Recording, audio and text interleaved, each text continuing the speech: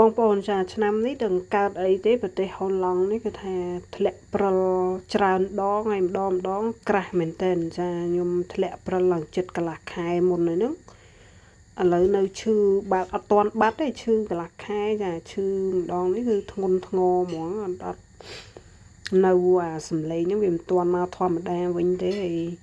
នៅតឹងច្រមុះនៅអីចឹងណាបងប្អូនក្អកអីហ្នឹងឈឺម្ដងនេះគឺថាបានយូរហ្មងណាហើយស្អែកហ្នឹងអូតូនិយមគេប្រាប់ថាធ្លាក់ព្រិលទេដែរបងប្អូនចាព្រិលហ្នឹងអាចក្រាស់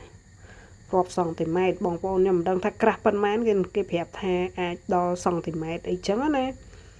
ធ្លាក់លើកទី1ក្រាស់ខ្លាំងរហូតដល់លុបជើងហោះហើរហើយនឹងការធ្វើដំណើរឲ្យពិបាកមែនតើបងប្អូនចាមិត្តភ័ក្តិរួមការងារអីហ្នឹងពិបាកមកធ្វើការអ្នកខ្លះក៏អាចមកបានអីចឹងទៅចាហើយលើកនេះមិនដឹងថាក្រាស់ប៉ុន្មានទេស្អែកនឹងធ្លាក់អាទិត្យក្រោយនេះក៏ធ្លាក់ទៀតដែរខ្ញុំមិនច្បាស់ថាអាចនឹងក្រាស់ដូចលើកទី1អត់ទេប៉ុន្តែ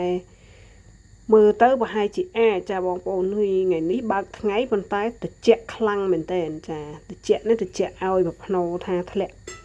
ព្រិលអញ្ចឹងណាបងប្អូនចាគ្រូសាខ្ញុំគាត់ធ្លាប់រស់នៅប្រទេសត្រជាក់ចឹងធ្លាក់ព្រិលធ្លាក់អីចឹងគាត់ដឹងណាគេមានចង់និយាយថាដូចយើងចាស់ចំណាំថាបើសិនជាថ្ងៃក្តៅខ្លាំងអញ្ចឹងទៅអាចភ្លៀងអាចអីចឹងដូចគ្នាចានៅនេះគេមានការចំណាំដូចគ្នាចឹងគេមានអារម្មណ៍ថាបើសិនជា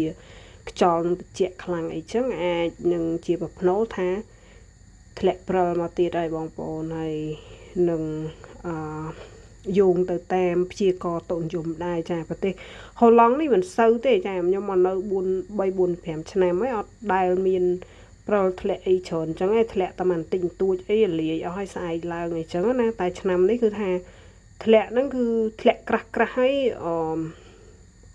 អត់ដែលធ្លាប់មានក្រាស់ចឹងពីឆ្នាំកន្លងទៅទេធ្លាក់ឲ្យលាយបាត់អស់ហើយតែឆ្នាំនេះធ្លាក់ក្រាស់រហូតដល់2-3ថ្ងៃល្អិលអីចឹងណារឿងល្អិលអីហ្នឹងប្រទេសហូឡង់នេះមិនសូវមានហ្មងទេចា